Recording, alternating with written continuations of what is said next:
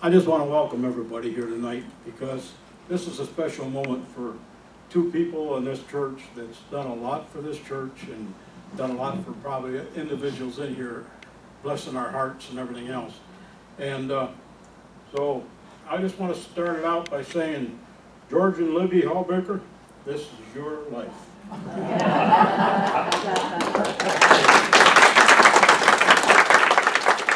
Now, when I start asking questions and George starts to go, you know, he's going to tell us stories and stuff like that. I don't want you to wait until the end and then raise your hand. And so I want you to raise your hand while he's talking. Then I'll call on you, and Dan will come over and bring a mic over to you.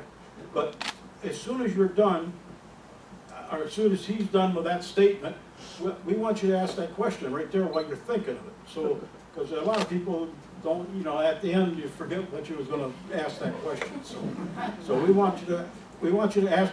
This is question and answer night. So anyhow, I want to just start out by asking both of you, where was you born at? Well, I was born along the Ohio River, a little place called St. Clairsville, Ohio. Where Libby was born, I'm not quite too sure. It was up the Ohio River. No, it was Pittsburgh. I was born in New Brighton, Pennsylvania. And we met each other in college. It's a great way to put two people together. And we enjoyed each other's company and wound up as a family. And still enjoying each other's company. And still enjoying each other's company. What college was that? Westminster College, it fed, most of the people fed in there from western Pennsylvania. Okay. And the war was declared in 1960, 53 will do it. And so we decided to get engaged about halfway through the war, but we wanted to make sure I was going to come back in one piece. And so we held off the marriage until a few days right after the war.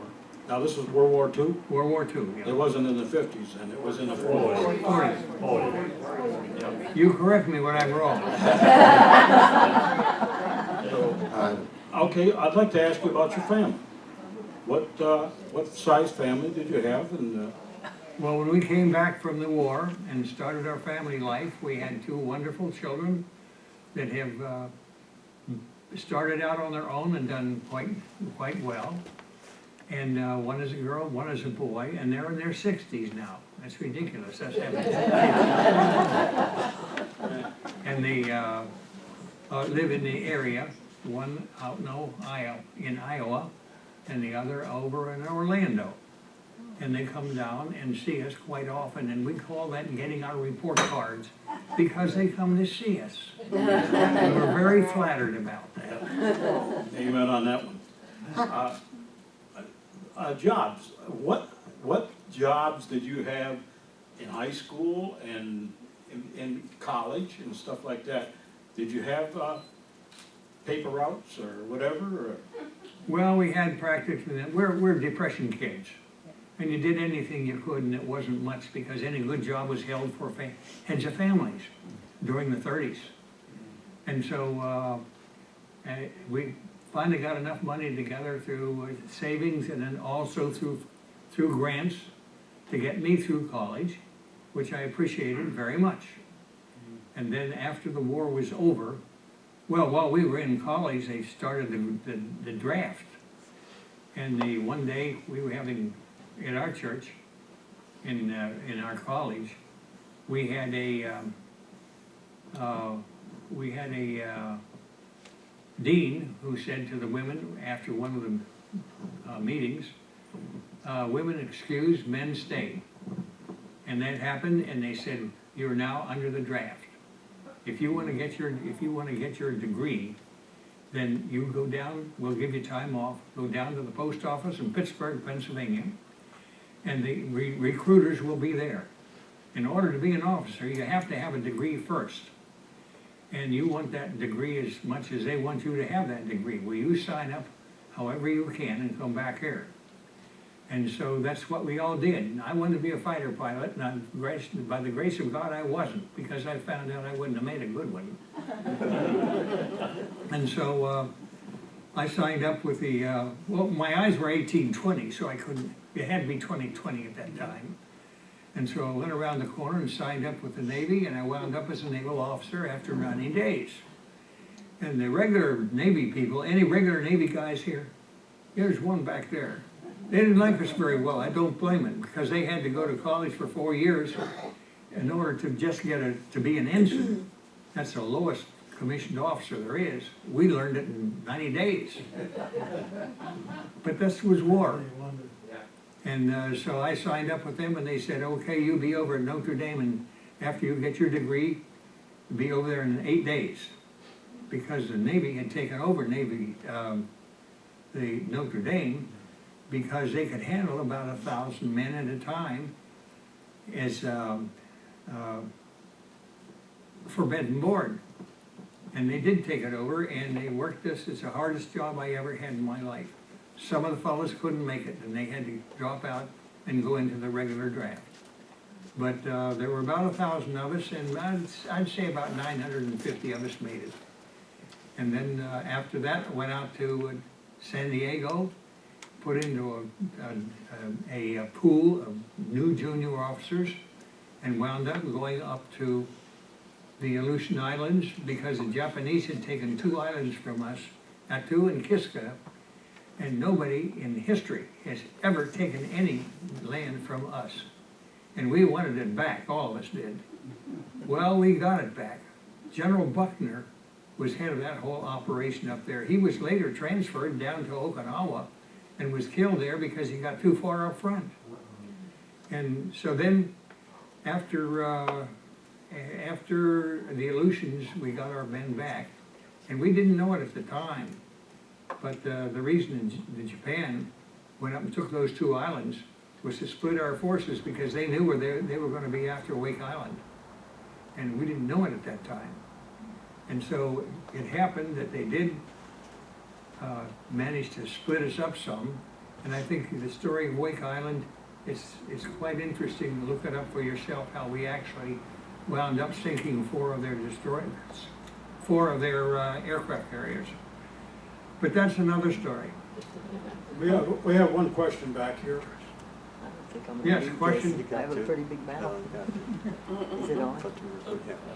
Oh, for both of you, what do you think is the biggest advantage that you had for the success of your marriage when you married compared to, say, the last 30 years?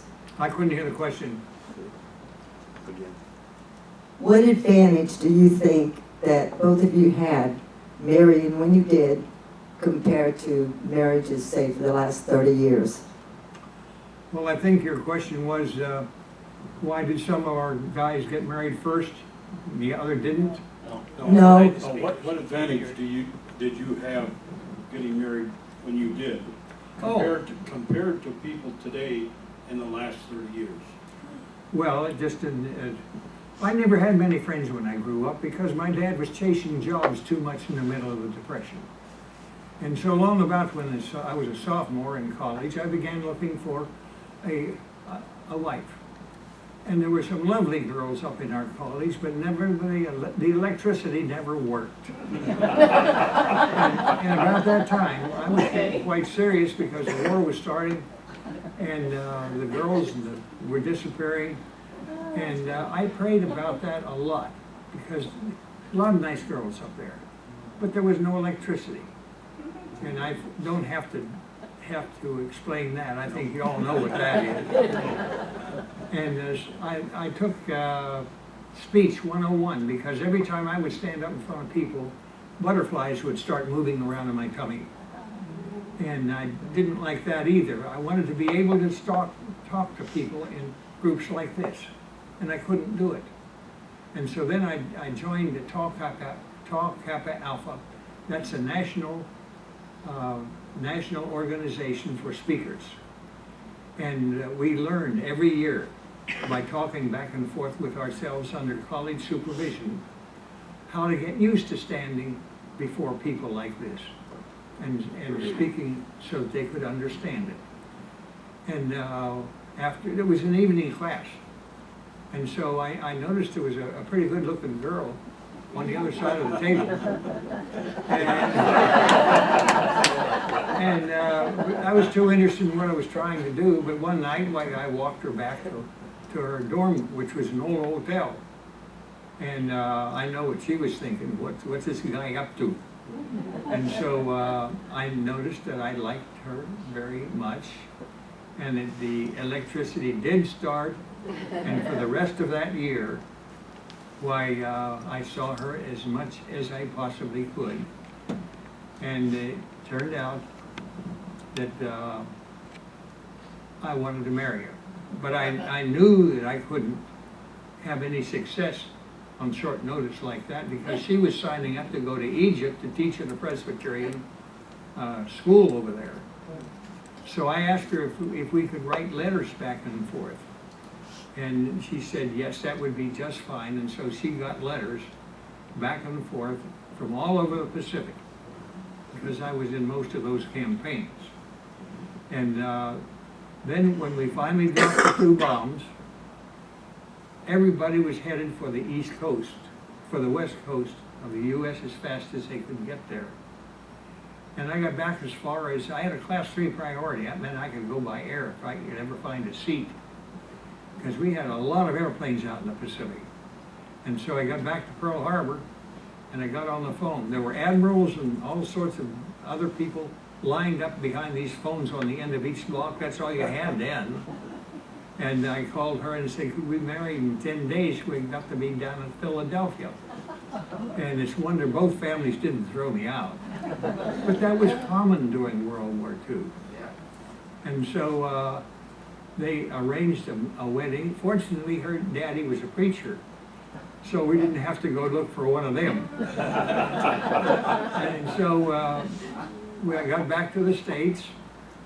Unfortunately, I had a nice white uniform, and we did get married in the church with a very nice wedding, and even had time for about a 2 or 3 day honeymoon up in the mountains of western Pennsylvania.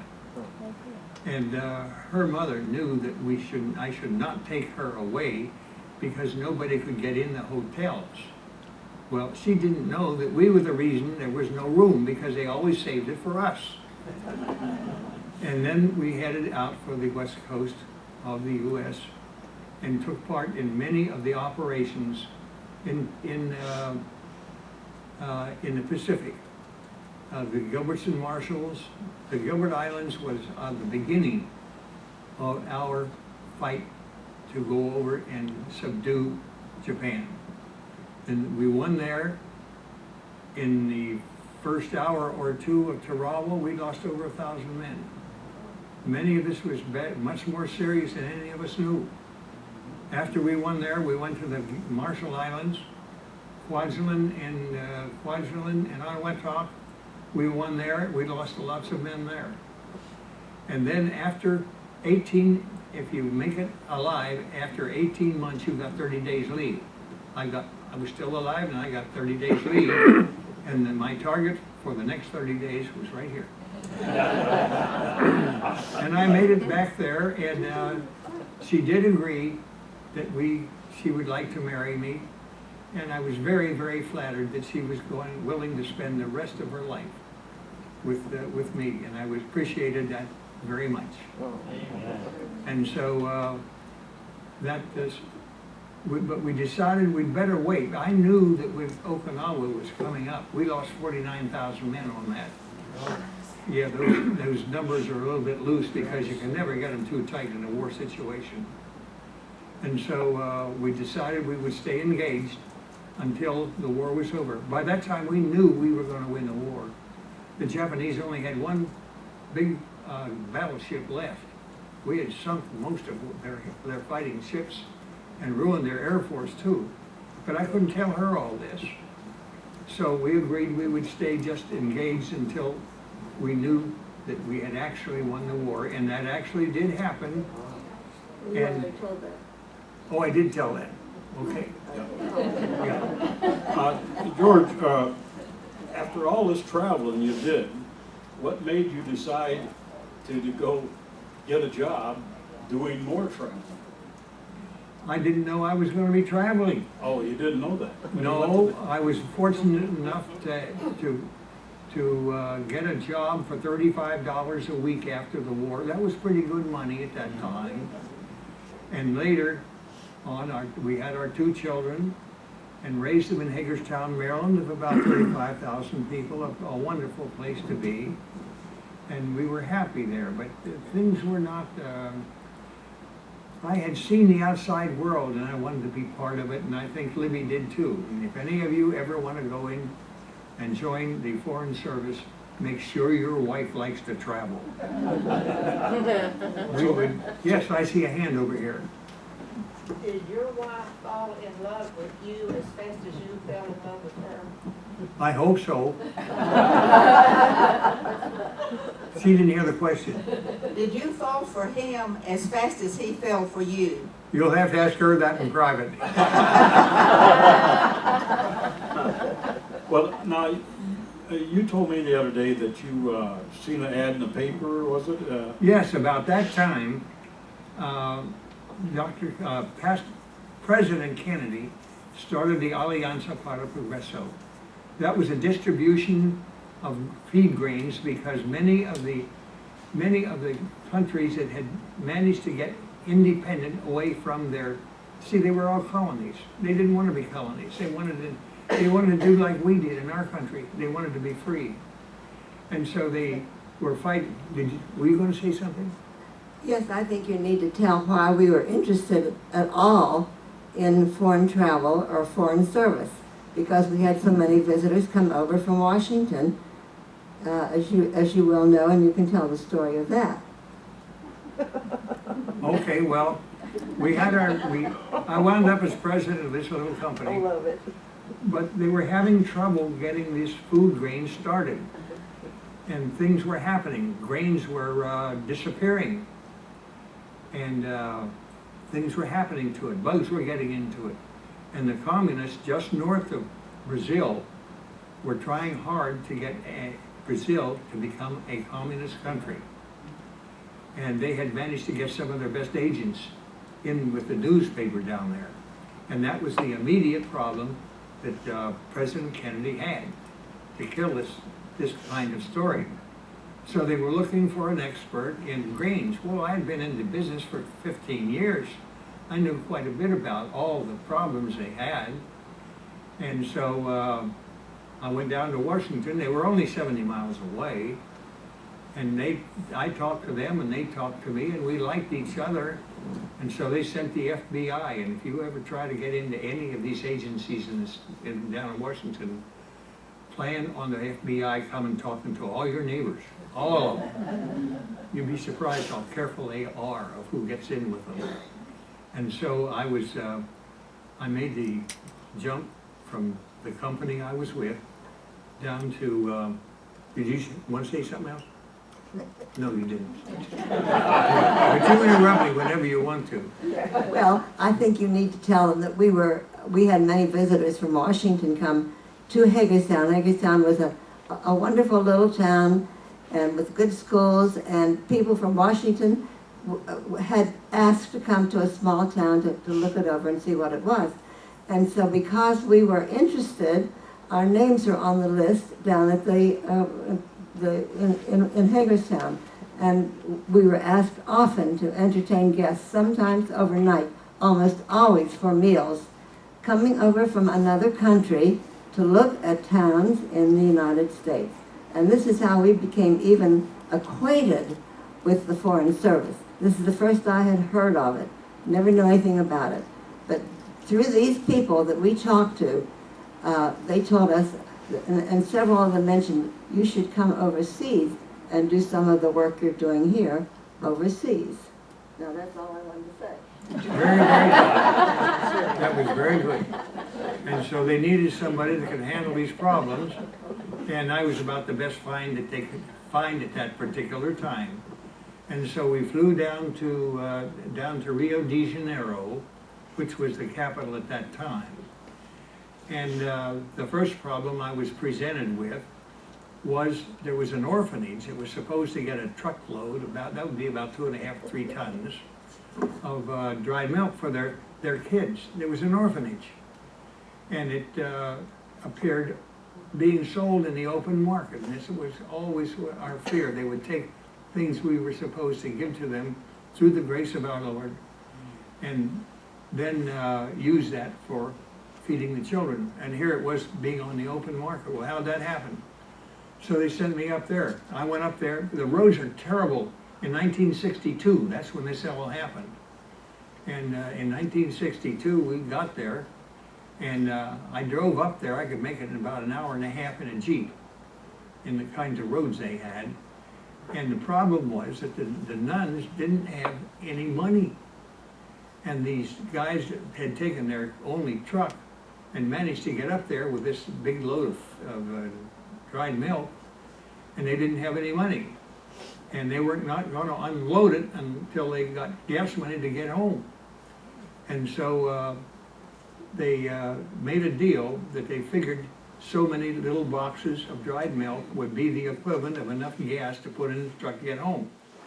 Well, I said, that sounds pretty reasonable to me. Give me the details on it. And we agreed, because I represented the Brazilian and American foreign people at that time. And so they did. And they took it right down to the open market and sold it. No problem at all.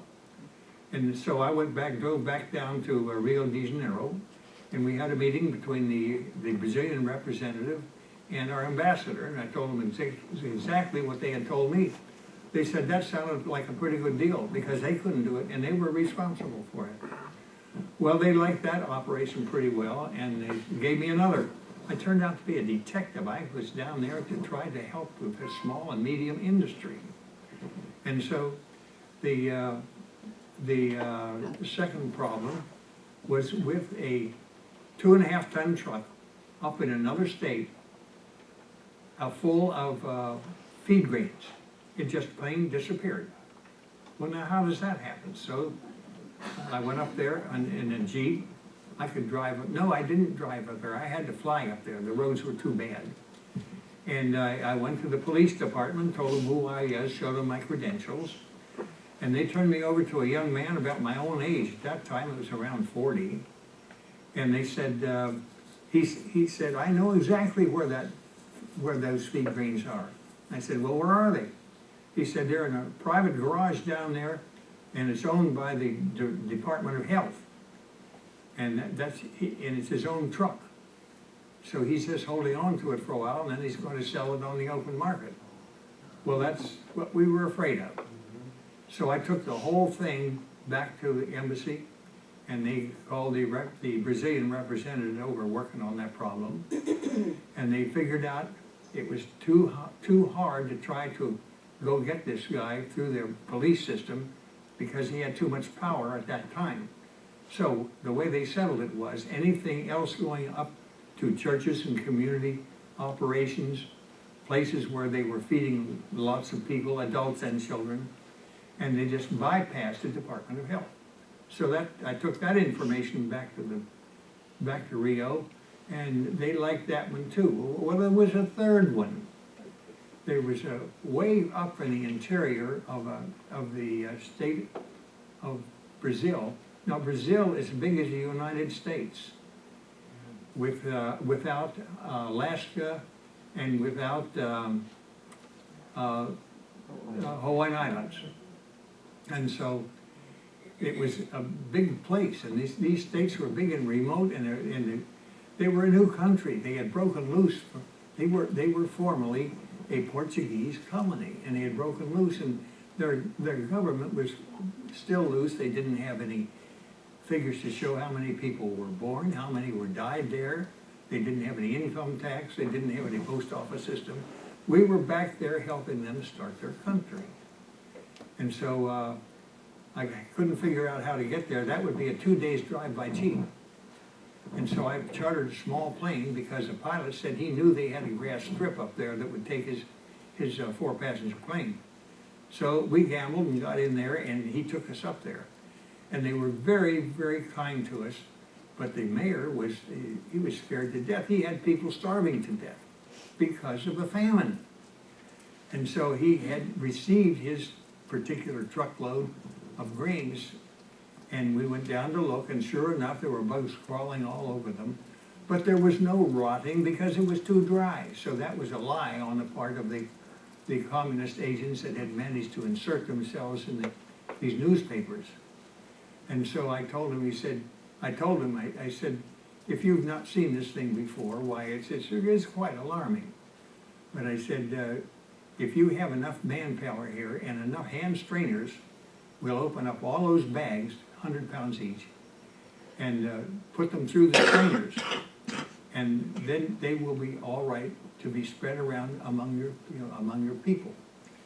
And what's going to happen is that this lady's going to get maybe 50 pounds of corn, this lady's going to get 25 pounds of rice and so forth. They had to juggle among themselves so that they would have a balanced diet. And they did that, but we did change all those bags, and when we strained them, we got all the bugs and the eggs out of it. And so they had the answer to their particular problem. And then about 6 months later, I checked on them, and the drought was over, and the bite of hunger was gone. New crops were coming in. Okay, George, now that's enough for a little while. Go ahead. Because I know some of the ladies are wondering what I was doing all this time. Yeah. That's what I was thinking. Well, when we got down to Brazil, we were put in a hotel for the first couple of days or nights. And the morning after we arrived, I got a call from George saying, do not leave the hotel. The students have just now been throwing bricks at the windows in the American embassy or wherever it was you were working. That's right. Okay, so I knew there were several things I had to do immediately upon arriving in Brazil. He forgets about all this. Mm-hmm. First of all, getting the children to school. I had to find the American school, get them there, and get them situated. I had to get some way of living, a house to live in. So I had to go around a city which I did not know, but I had a good chauffeur to take me around to find some place to live. And we ended up living in a third-floor apartment, which belonged to an admiral, a very, very nice place we stayed. And we were not parked, the building was built under one of the arms of the big statue of Christ up on top of the hill. That's where we spent several months until we were again moved. I found a school for the children and got them put in there so that it was an American school, because of course there are a lot of business people up there already. So our children went to school at the American school until we made some other changes. And even though George told me not to leave the hotel the first day, the kids and I got on the bonchi, they called it. It was like a streetcar, and rode to the end of town and then rode back just because we wanted to see what was going on. Now, Well, you might wonder about where the Rio de Janeiro came from. Well, the early explorers that found Brazil, what turned into Brazil, was that Rio stands for river, D for of, and Janeiro, January. They thought it was the end of a river emptying into the Atlantic Ocean. It wasn't. It was just a great big bay. And that's what made that city grow. Speaking of rivers, Here's one back there. Yeah. How many countries were y'all assigned to? And with Nigeria being your most favorite, what was the next country that you I considered? can't hear you back here. he wants to know how many speak up countries too. that you was assigned to. Oh, Nigeria, Brazil, Mauritania, Zambia, 3 months in Indonesia, a month in Afghanistan, and that's about all. That's enough. The second part to the question, with Nigeria being your most favorite, what country follows? What kind did I like the best? After Nigeria, what other assignment did you like best? Most of us liked our first assignment best. I liked Brazil best. They had a wonderful sense of humor. George, you and I talked. You had a trip, or not just a trip, it wasn't an excursion, but you went up the Amazon River. Oh, Yes, we did. And can you tell a little bit about that? They had a vacation down there in their school. We had enough people down there so that the State Department gave us $50,000 to build a school. I was a treasurer, so I know how much it cost. And they had a vacation too. And so the fellow that we brought down there to head up the school system, because I didn't have that kind of a background, he was experienced in these work-study groups into remote areas.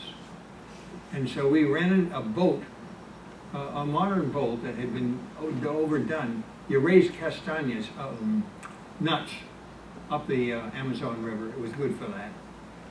And we rented that, and any of the children whose parents could pay for their part of the trip, they would go along. I guess, how many did we have? Do you remember any? oh, it was something like 48, 58. About 48, 58, and any adult that went along had to teach. And we did. We each took part of it. And we went from Belém, which really stands for, I think, Bethlehem, from there up about 1,500 miles to Manaus. And that's where that famous opera house that you've probably heard something about was kept in pretty fair shape. But there are no roads along the Amazon River, because all these rivers come into the Amazon like this, and it gets bigger and bigger and bigger. And we had a water expert with us too, and he went along with us. And he had a gauge that showed how deep the water was, and it went off the gauge at 130 feet. It made Mississippi look like a puddle. And the reason you can't have any roads on the side of the river, because it spreads out for 1, 2, 3, 4, 5 miles. And it never gets down to the point where you can walk across it. But that's why most of the towns up there will have a grass strip. And I have heard that they are now trying to build a road parallel to the Amazon, but way back a couple of miles. That's how far it spreads. And at one time, the only food bazaar they had was up there 1,500 miles at Manaus, and they had a floating market. And you come down there in your canoes, and you do everything out of your boat. You buy and you sell. And right now, as I understand it, they have a regular modern airport, and they have a regular town of maybe 60, 80,000 people, the only one up there. But you're going to see in your children's generation a lot of development in the Amazon basin. Was your hand coming up on it? I thought you were going to say something. I'll go later. How about malaria and stuff like that? The first people from the State Department that went up there to take care of passports and that kind of thing seldom came back for a second trip. They were either dead or they managed to get out before they were killed by the bugs and things. Over a period of several years, they were able to control it. But the health was not good at all. How about the natives along the trail, the river there? Do they treat you good? George, Yes, go ahead. tell about the youngsters, what they had to do when we went up to these cities. They stopped at each community. They were divided into groups, ones that were interested, for instance, in banking, some that were interested in school teaching, some that were interested in just how the people lived there. And as we were traveling up, there were about maybe 7 or 8 groups of youngsters, just divided as they chose. And one of the groups of youngsters stopped in at one of the little houses and found a man with a broken leg. Now then, we had a doctor aboard, a Brazilian doctor aboard, who went with us just in case we had an emergency like that. He went in and he straightened the man's leg out, and then on the way back, the youngsters stopped again at the same house, and his leg had improved enough so that the doctor could take back the stint that he had put on his leg. That's what the children did. They visited all throughout the town, and most of them were pretty good at Portuguese already, because there were a lot of youngsters that had been there for years. And Sorry, I just had to tell that story. I understand that Libby learned a lot of the language there. Much faster than I did. She has a very good capability for learning languages. I had to fight harder for it. Yeah, that's wonderful. Pete, go ahead. It sounds like when you go from different areas, you know, there was a lot of transition and so forth, and then just longevity in your marriage and stuff. It seems like there's some independence there, and I was just curious, do you folks have special passages that took you through those kind of lean times or transitional times that have, you know, I mean, you figure longevity and loving the Lord, there are some things, some passages that are just real precious to you. Could you share those with us? Passage in the Bible? Yes. Yeah. Well, we worked right along with whatever missionaries we found. Our own denomination has around between 5,000 and 7,000 missionaries around, and you can always find some of them, and some of them weren't our own denomination, but they all needed help. There was one from the Baptist church, and I think George, from your church, you had a number of them down there in Brazil. And this one fellow was going to take me out to his mission. It was just about 15 miles from Recife. That was the biggest city in the northeast of Brazil. And it's named Recife because there is a reef out here. The word for reef is for a what do you call it, a reef? Well, it's a reef out here, and the Brazilian word is Recife, and that's why it's called that. And he was going to take me out to his our mission. And he said, now they'll be hanging in the windows. And I didn't believe all that. We got out there, there were no windows with glass in them. They had the shutters, opened them up. There were at least 4 or 5 hanging in each of the windows. And they couldn't read or write, but the way he taught them the hymns, the very ones that we know, he would play it on the guitar, and they would repeat it, and that's how they learned all these hymns. And when he was preaching, he had a where's your pastor? He's back here. Well, anyway, he had these. He preached a sermon, but they were all up behind him too. There wasn't a space in there. They were hungry for the message. They were all hungry for the message. And you found all the Protestant denominations that I can think of were working back in the area there. And the Catholics were there too. Their constitution, they liked our government and had patterned it after our government. And so they had the, can you hear better up there? Oh, okay. Go ahead. George, what was hanging in the windows? Well, it's like take one of these windows, take the glass out of it, and you would have shutters that would open like this. You had to shut that up at night because pilferage was very rampant as it is in most any poor country. Does that answer your question? I thought it was children hanging in the windows. What was hanging in the window? Oh, I'm sorry.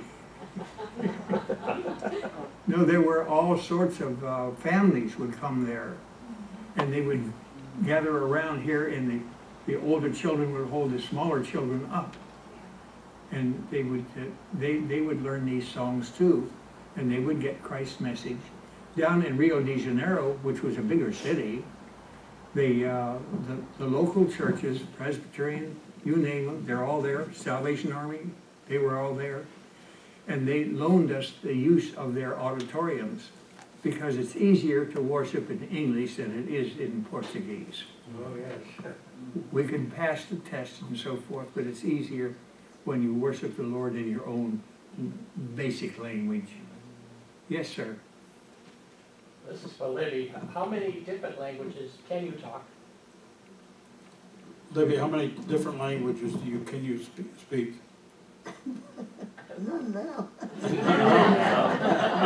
It disappears. We have a few phrases that we can speak. We learned Portuguese and French. Muito obrigado para você. Is there any more questions out there? We'd love to have questions. Yes, Nelma. When we became Dan acquainted, will be right there. Run, Dan. Come on, Dan. Sorry, I Dan. need a pair of skates. Go, Dan. Run, Celine. Run, Forrest. George and Libby, when we became acquainted with you, you were already here in Sun City Center, but each summer you went with elder hostels and you traveled a lot. So can you tell us a little bit about that? Yes, we went to about 25 elder hostels. It's for people like us that were busy raising families and pursuing careers, etc. And then you have this time off. And what do you do if you are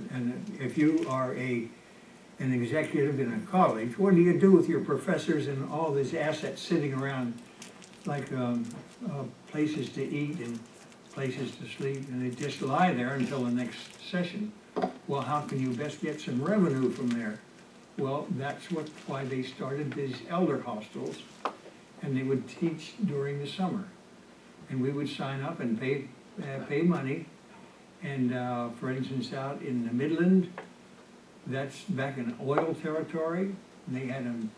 These only lasted a week, cost a couple $100. And then what we would do would be to hear all these professors in the area tell how wildcatting got started and how the oil got started. And then you would be someplace else for another particular subject, depending on the availability. So yes, and it's something you wanted to know about all your life. And we found them to be very, very interesting. We went to 25 of them. Many of the people we were with went to many more. Anybody else out there got a question? Time is now. Nelma got another one right there. Okay. Well, you got us acquainted with David Caton with Florida Family Association. Yes. Would you like to explain to the people who may not know what he does and something about his ministry and how you were instrumental in getting us involved in that? Well, I'm so glad that you think well of them. We have supported them all during the years. And you can probably do that better than I can. But he gets down into the trenches of Christianity. And we have a guy down there in Tampa that is, shall we call him the top crook of the big. He has a number of these girly shows. You've probably run into him. And the only person I know that attacks him successfully is David Caton. And he has had his tires slashed. He has had his phones cut. He has been threatened with his life, but he has been up against him and is now able to take on some of the largest people that were signing on to back this guy and letting them know who they had signed up to back. And the minute they would hear from David, they would cut off their contributions to him. He's done that all over the country. And right now he's working very hard against the terrorists right now. And this is partly where all this cutting comes from on the tires and the phones, etc. And you sign up with him, send him a few dollars, and you'll find out exactly what's going on. The work that we should be doing in our churches, but we don't have the money or the people to do it. Is there anybody else? Well, it looks like a bunch of hungry people for cookies out there. So, George and Libby, we thank you so much for inspiring us and with your life and what you've done, and we take our hats off to you both. One final comment? One final comment, you sure can. Yeah, their constitution has freedom of religion, as we are fighting to keep it out for ourselves here now. And it's basically Catholic, but all the other Protestant denominations that I can think of, including the Salvation Army, are wide open down there right now. And it's been a wonderful position to watch them as they grow in their various faiths. But they also allow the, when the slaves originally came over from Western Africa, they brought some of the superstitions, and they still allow those. And they're considered just as good as anybody else to get these feedstuffs to feed their own people that were very hungry. For anybody that hasn't been, what? Did George tell about his shirt that he Oh, had on? about your shirt. Oh, yeah, I wore this shirt on purpose. Down in Brazil, this would be considered perfectly good for formal dress. So would a business suit, and so would any local garb. I'll tell you one more thing, if you might like to hear it. Is in Africa, they were having a civil war when we were there, and we had to get out from in front of that. But some of the villages would have these cuts, and from these cuts you could tell what village they're from. Here's the way they do that. They make a fire. Oh, it's illegal, by the way. They declare it illegal every year. And they make a little fire, and they get it good and hot, and you wind up with ashes, but the ashes are sterile. And then they take a sharp knife and go like this, or like this, whatever you want your identification to be, and then they stick some of these ashes in there, and the skin immediately begins to try to heal. Well, it does heal, but you wind up with a welt on either side with the identification of you with your village. Now you're experts.